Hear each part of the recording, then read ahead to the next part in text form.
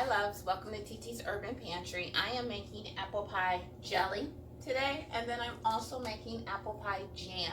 This will be the first time I'm making apple pie jam, so I'm bringing you along for the experiment. I've made apple pie jelly for a while, and jelly I'm just using fruit juice.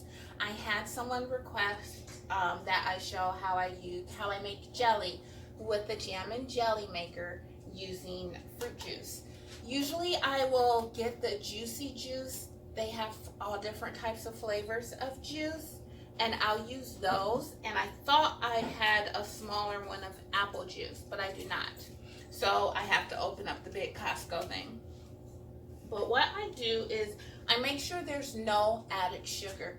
Any sweetener or any sugar that is in the juice that I'm using, it is natural because I'm also adding sugar. So you don't want it to be too sweet, like it was a little kid that made Kool-Aid or something.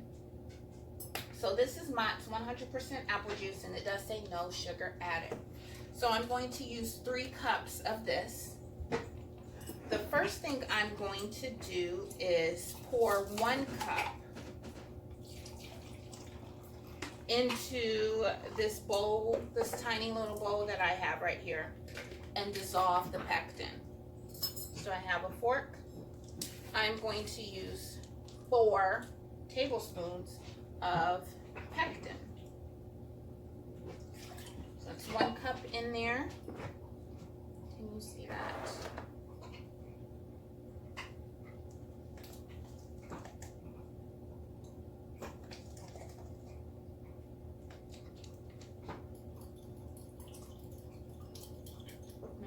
Fork and kind of breaking up the clumps. And I might have to go get my other bottle of pectin before I start with the jam.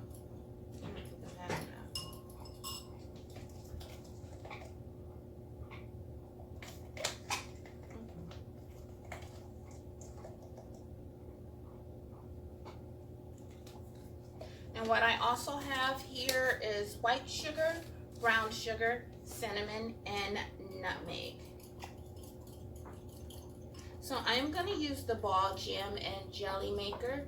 That is, ever since I got it, it's been the only way I make jams and jellies.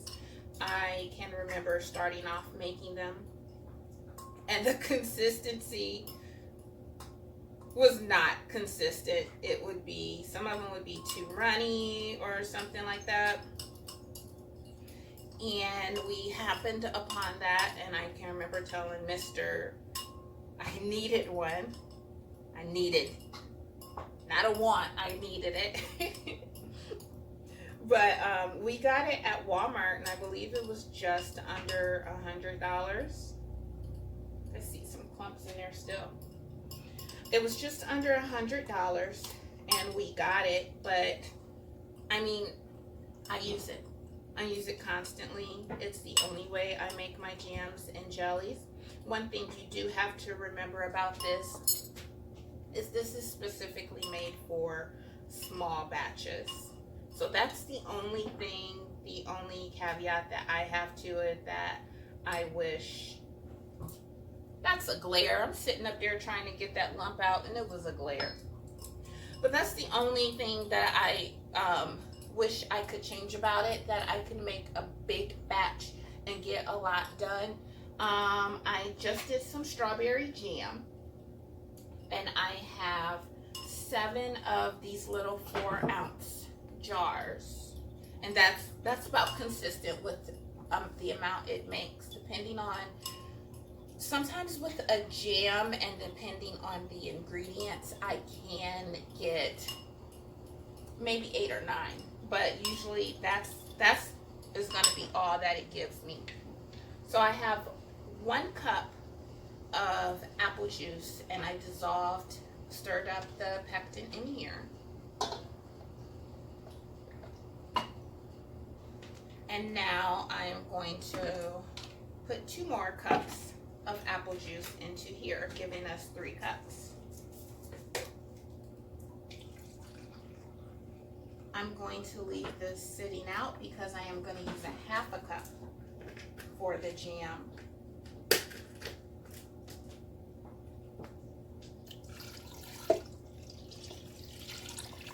So that's in there.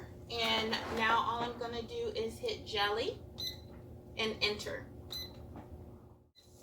So it's going to be a experiment. So that's half a cup, 1 cup. These dogs are acting up right now. These dogs are like, oh, she's got the camera on and she's talking. So I'm about to cut up 1. It's like when you get on the phone and your kid, Mom, wait till I get off of this phone. I'm going to do just a little bit extra.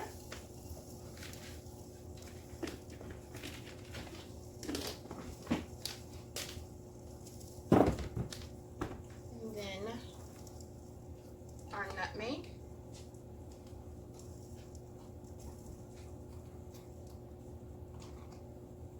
And there's no rhyme or reason with the cinnamon and nutmeg. If you prefer more cinnamon or if you prefer more nutmeg, you go right ahead. Sometimes I will put a little extra in there. And it already smells great. Just those little additions. Okay, so this has 1 minute left. I did take the top off. Top should be back on. But it smells great. So I went ahead and instead of doing the 8 apples, I only did 6. This looks like quite a bit. So I did 3 of the Sweet Tango and 3 of the Granny Smith. And the pieces are about this size and consistency. I have my 8 jars, my 8 4-ounce jars here waiting. They are all hot. And I have my lids, a little cup of vinegar, and I'll grab a paper towel so I can wipe it all off. These need to be filled to a 1/4 inch headspace, which is right here, or like this very top rim. So that just beeped and it's done. I'm gonna start filling these jars.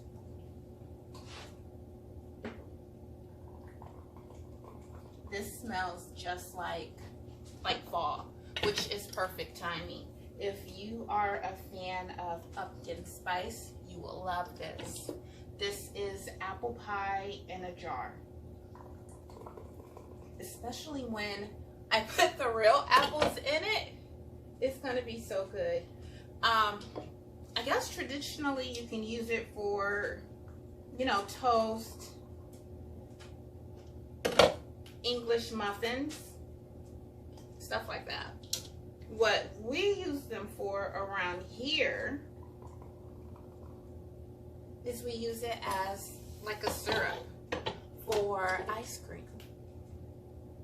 So you can take, I will take maybe a tablespoon or maybe a little bit more and put into a little container and just heat it up so that it's about this consistency that it's coming out as right now.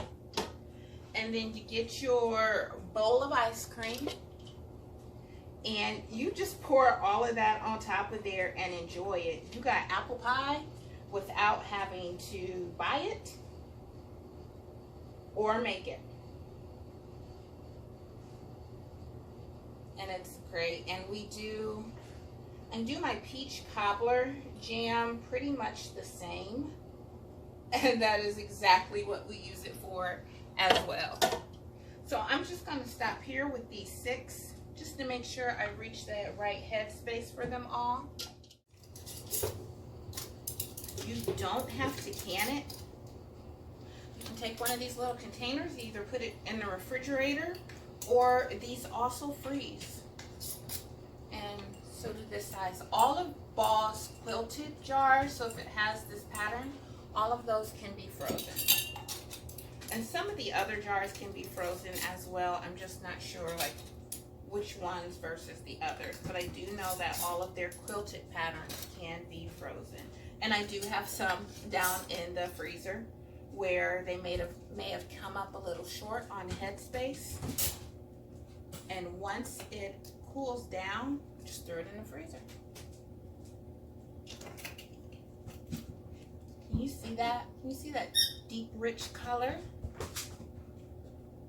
Apple pie, baby.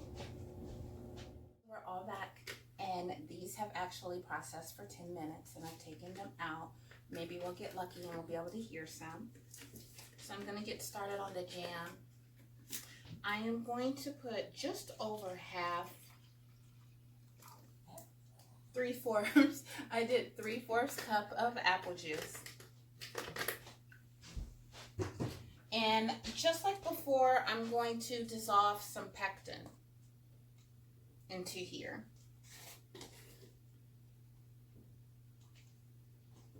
I'll do 3 tablespoons.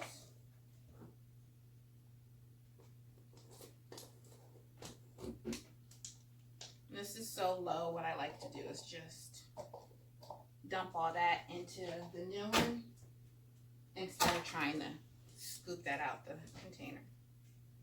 That's 1, 2, 3. That's 1 seal.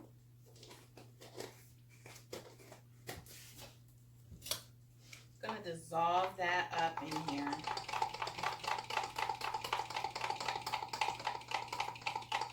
And then we will pour it at the bottom of the jam and jelly maker.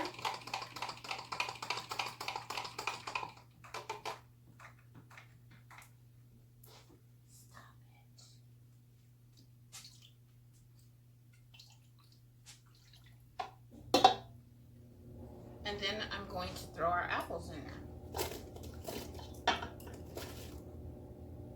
Quite a bit of apples. This is 6. Can you imagine how much it would be if I went ahead and did the other 2? And they are starting to brown, but I'm really not concerned about them losing their color. So I'm hitting the jam button this time. And enter. Starting to turn around, and then it will beep at us when it's time to add the sugar.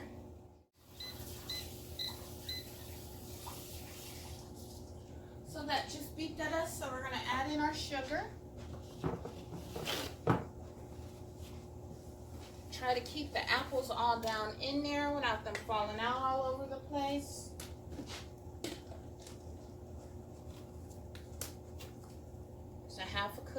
Half a cup of brown sugar, another half,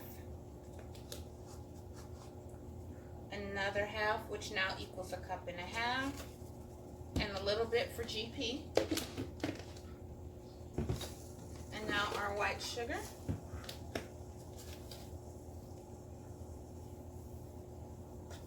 Half cup. And I don't know if you can see it's starting to have trouble stirring, so I will help it along.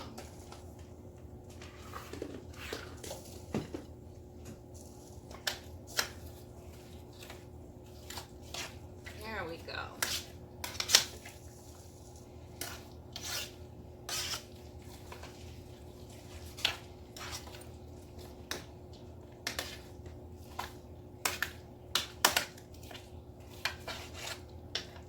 Now it's really starting to smell.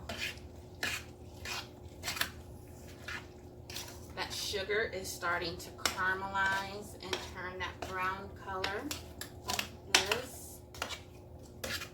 It's apple pie. Get my seasonings ready. So just like before, I'm going to use 2 teaspoons of cinnamon and 2 teaspoons of nutmeg. I am going to taste it just to make sure I can actually taste something. protein in there. I don't know. Just want to make sure. So this is 1 teaspoon of nutmeg and 2. I apologize, my phone died, but I ended up with 11 4-ounce jars of apple pie jam and 7 4-ounce jars of apple pie jelly. The jam has those beautiful bits of apple in there. I processed these in the water bath canner for 10 minutes and everything has sealed. Apple pie in a jar. Thank you for watching TT's Urban Pantry. If you enjoyed this content or was able to learn anything from it, please hit like and subscribe. And don't forget to hit the bell icon to be notified when new videos are uploaded. And as always, have a wonderful and blessed day.